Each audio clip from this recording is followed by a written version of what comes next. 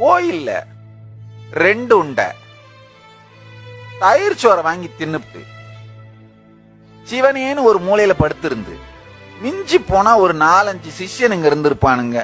ஒரு கார் இருந்திருக்கும். நான் பாட்டுக்கு வாய்க்கு வந்ததை எதையோ ராமா கிருஷ்ணா கோவிந்தான்னு 4 பேருக்கு நல்லதை சொல்லிவிட்டு அப்படியே இருந்திருப்பேன்லடா. என்னைய போய் அடி அடி அடின்னு அடிச்சா நான் என்னதான் பண்ணுவேன்? சரி, எங்கேயோ ஒரு இடத்துல வாழ்ந்து தானே ஆகணும், செத்தா போக முடியும். இந்த மதத்துல தற்கொலைக்கும் சாகிறதுக்கும் பர்மிஷனும் கிடையாது.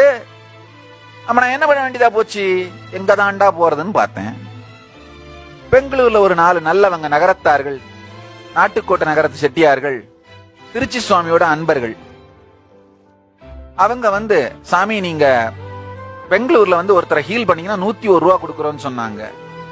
சரி, 101 ரூபா கொடுக்குறாங்களேன்னு பெங்களூர்ல ஹீல் பண்ண போனேன். அவருக்கு நல்லபடியா ஹீல் ஆயிருச்சு. அவங்க என்ன பண்ணாங்க, சாமி வாரம் ஒரு தடவை வந்தீங்கன்னா 101 ரூபா கொடுக்குறோன்னு சொன்னாங்க. சரி, அதுக்கு என்ன, நல்லா தான் போயிட்டு வரலாமேன்னு போயிட்டு வர ஆரம்பிச்ச. வாரம் அங்க போவேன். 2 நாள் சனி ஞாயிறு இருப்பேன். சோறு போடுவார்கள், 101 ரூபா கொடுத்து அனுப்புவார்கள், திரும்பி வந்துருவேன். அப்படியே நிம்மதியா இருந்திருப்பேன். யாரோ ஒரு டிவோட்டி வந்தாங்க, தட்டு முழுக்க பழம் எடுத்துட்டு வந்து, சாமி ஆசீர்வாதம் பண்ணுங்க, ரொம்ப வருஷம் ஆச்சு எங்களுக்கு கல்யாணம் ஆகி குழந்தை இல்லைன்னு. நான் அந்த தட்டை அப்படியே எடுத்து கொடுத்தேன். தட்டுல அன்னாசி பழம் இருந்ததை நான் கவனிக்கல. அவங்க இந்த அன்னாசி பழத்தையும் சேர்த்து சாப்பிடட்டுமான்னு கேட்டாங்க. நான் தட்டோட எடுத்து கொடுத்து மொத்தமா சாப்பிட்டுருங்கன்னு சொன்னேன். அன்னாசி பழத்தையும் சேர்த்து சாப்பிடணுமான்னு கேட்டாங்க. அந்த நேரத்துல நான் சமாதியில இருந்ததுனால நல்லா எல்லாத்தையும் சாப்பிட்டுருங்கன்னு பிளஸ் பண்ணிட்டேன். யூசுவலா அன்னாசி பழம் சாப்பிட்டா கர்ப்பம் கலையும். ஆனா அவங்களுக்கு அன்னாசி பழம் சாப்பிட்டு கர்ப்பம் தரிச்சிருச்சு. நல்லபடியா அவங்க குழந்தையும் பிறந்துருச்சு. இத யாரோ இவங்க இன்னொருத்தருக்கு சொல்ல, வலம்புரிஜான்னு ஒருத்தன், அந்த ஆளு இத ஒரு பெரிய கதையா மாத்தி சூனியர் விகடன் அவனுக்கு போய் சொல்ல முதல்ல ஆர்டிகல் ஆரம்பிச்சானுங்க. அன்னாசி பழ கர்ப்பம் 2003ல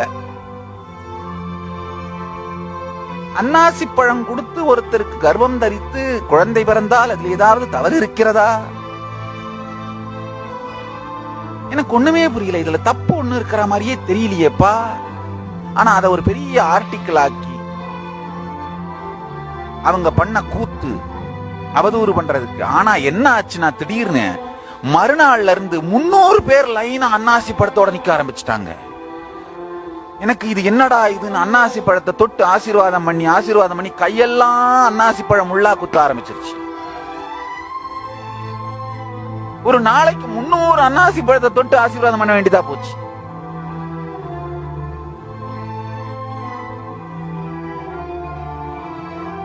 அதுக்கப்புறம் அந்த பக்தர்கள் என்ன பண்ணாங்க, சாமி நீங்க வாரத்துக்கு சனி ஞாயிறு வந்துட்டு போறோம், நாங்க 101 ரூபா கொடுக்கறதுக்கு பதிலா நீங்க இங்கேயே வந்துருங்க, மாசம் முழுக்க எல்லாருக்கும் ஹீல் பண்ணுங்க, நாங்க 1001 ரூபாயா கொடுத்துறோம்னு சொன்னாங்க.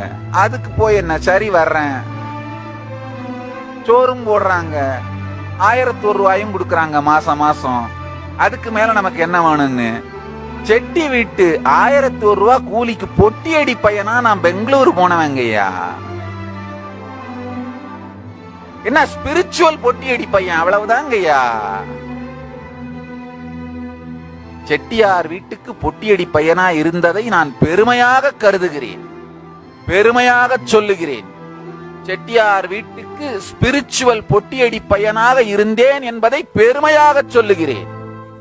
பெங்களூர்ல வள்ளியாச்சின்னு ஒருத்தவங்க, முத்திய செட்டியார்னு ஐயா, அவங்கதான் பெங்களூர் நகரத்தார் சங்கத்து தலைவர். அவங்க வீட்டுல இருந்தா தினம் சோறு வரும். தவறாமல் எனக்கு மட்டுமல்ல, கூட இருந்து தங்க ஆரம்பிச்ச இளைஞர்கள், சன்னியாசிகள், வந்துட்டு போறவங்க எல்லாருக்கும் சாப்பாடு வரும். அப்படித்தான் வாழ்க்கை ஆரம்பிச்சது. யார் இல்லைன்னு சொன்னது? திருவண்ணாமலையில் இருக்கும் போது அடிக்காம விட்டுருந்தா அங்க இருக்கிற 100 ஆசிரமத்தோட இன்னொன்னா சேர்ந்து அங்கேயே இருந்து போயிருப்பேன். சரி, அடிச்சிங்க, பெங்களூர்ல போய் செட்டில் ஆயிட்டேன். அங்க யாரோ ஒருத்தர் நிலத்தை கொடுத்து ஆசிரமத்தை கட்டுன்னு சொல்லி ஆரம்பிச்சு, அப்போவாவது சும்மா இருந்திருந்தீங்கன்னா கண்காணாத போன இடத்துலயே அங்கேயே இருந்தாது வாழ்ந்திருப்பேன். நான் எந்த சாமியாருக்காவது போட்டியா வந்தனா? கிடையாது. நான் பாட்டுக்கு சிவனேன்னு இருந்தேன். இன்னும் ஒரு 4 பேர் சேர்ந்துக்கிட்டு பெங்களூர்லயும் இருக்க கூடாதுன்னு அடின்னு அடிச்சா நான் என்ன பண்ணுவேன்? சரிடா அப்படின்னு மதுரைக்கு வந்து உட்கார்ந்தேன். ஏயா அங்கேயாவது என்னை நிம்மதியா விட்டுருந்தீங்கன்னா என்ன பண்ணிருப்பேன்? மீனாட்சி மீனாட்சின்னு கோயில தினம் 4 தரம் சுத்தி வந்து 2 உருண்டை புளியோதரை 2 உருண்டை தயிர் சோத்தையும் தின்னுட்டு வர்றவங்க 4 பேருக்கு ஏதாவது ஞானசம்பந்தரை பத்தி சொல்லிக்கிட்டு மீனாட்சியை பத்தி சொல்லிக்கிட்டு சிவாராமான்னு வாழ்ந்து போய் 291, 92, 93, 94 அந்த லிஸ்ட்ல ஒரு நம்பரா போய் மறைஞ்சு போயிருப்பேன். அவ்வளவுதானங்கய்யா. அதை விட்டு இருந்திருக்கலாம்ல.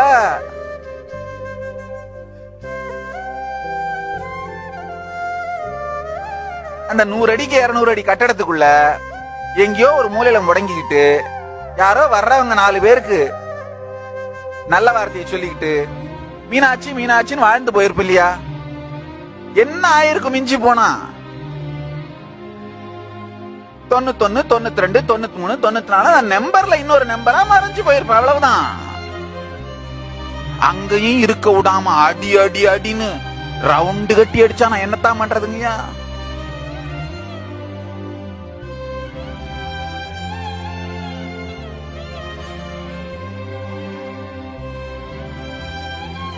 அண்ணாமலையார் கோயிலுக்கு போனேன். உள்ள விடல. நான் என்ன பண்றது? உடனே போய் நமக்கு தெரிஞ்சதெல்லாம் ஒண்ணுதான், மீனாட்சி மீனாட்சி அப்படின்னு.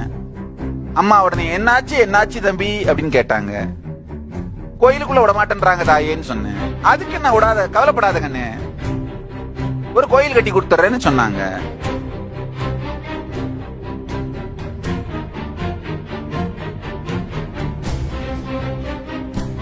அதுக்கப்புறம் ஆதீனத்துக்குள்ள வரக்கூடாதுன்னு சொன்னாங்க. நமக்கு தெரிஞ்சதெல்லாம் திரும்ப ஒண்ணுதான், மீனாட்சி மீனாட்சி அப்படின்னு. அம்மா என்னாச்சு என்னாச்சுன்னாங்க. ஆதீனத்துக்குள்ள வரக்கூடாதுன்னு சொல்றாங்க அம்மான்னு சொன்னேன். சரி அதுக்கு என்ன, கவலைப்படாது தம்பி, உனக்கு ஒரு ஆதீனம் கட்டி கொடுத்துறேன்னு சொன்னாங்க.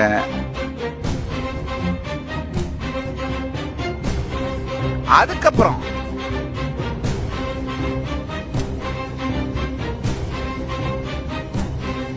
கூடாம அடிச்சுட்டே இருந்தா நான் என்னதான் பண்றது? வாழணும் இல்ல. ரொம்ப பெருமையோட சொல்லிக்கிறாங்க அவருடைய பாஸ்போர்ட் ரினியூவல் வாஸ் டினைடுன்னு. Court has clearly ordered I should be having passport till all the cases are disposed. Not following the court order and proudly talking about it. That was a rude shock for me. I woke up to the reality. Court orders are not respected. I went twice and presented the court order to the passport officers in Bangalore. They neither renewed my passport nor gave any proper legal response, even after me giving the court orders. I realized court orders are not respected.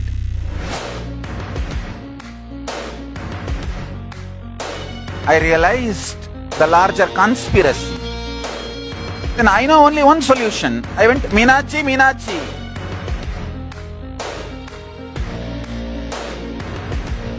அம்மா கேட்டாங்க, என்னாச்சு என்னாச்சு? தாயே முதல்ல கோயிலுக்குள்ள விட மாட்டேன்னு சொன்னாங்க, அதான் கோயில் கட்டி கொடுத்துட்டேனேப்பா.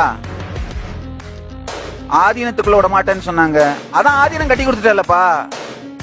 இப்ப பாஸ்போர்ட் ரெனியூ பண்ண மாட்டேன்றாங்கன்னு சொல்றாங்க தாயே, அதுக்கு என்னடா விடுறா தம்பி, பாத்துக்கலான்னு சொன்னா. அவ்வளவுதான். ஆசீர்வாதம் பண்ணா கைலாசம் அமைஞ்சிருச்சு. இதுக்கு மேல நான் என்ன சொல்றது? ஒண்ணு சொல்றேன் கேட்டுக்கோங்க. எதுவானாலும் சரி மீனாட்சி மீனாட்சின்னு கூப்பிடுங்க. உடனே அம்மா வந்து அருள் பண்ணுவா. என்னாச்சு என்னாச்சுன்னு கேட்பா. எனக்கு அருள் பண்ண மாதிரி உங்களுக்கு பண்ணுவா.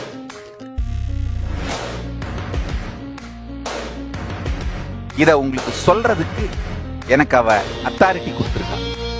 அவ எனக்கு பண்ணதுனால இத உங்களுக்கு சொல்றதுக்கான ரைட்ஸ் எனக்கு வந்திருக்கு.